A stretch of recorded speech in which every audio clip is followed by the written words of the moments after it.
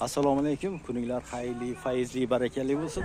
Kun mobaynida hammangizga yaxshi kayfiyatlar hamroh bo'lsin. Efirda men Xudoybergan Omonov. O'zim shu mahallada turaman. Tan beri bu joylarda yurmaganimga o'zgarishlar katta.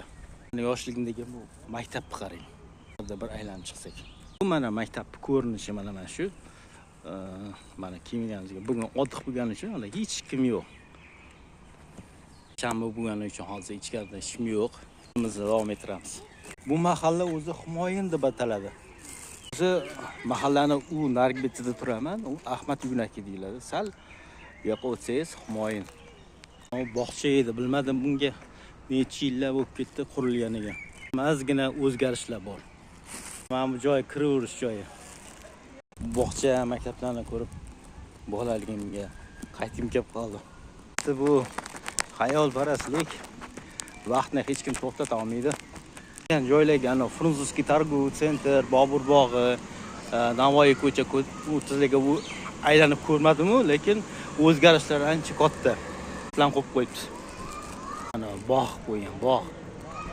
Oba, ko'z ochib yumguncha shuncha vaqt o'tkazgan odam sezmay qoladi. Oldinga asrda qolib ketgan odamlarga o'xshab.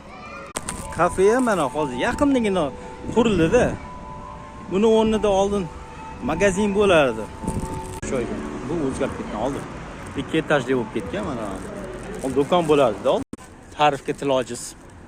Endi ertaga xudo xolasa shaharni tomosha qilgani chiqamiz.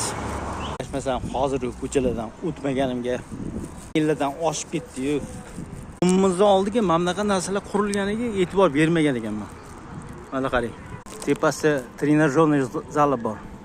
O'zimni qarasangiz har qadam oziq-ovqat do'kon bo'lib ketgan. Mana ko'z tegmasin.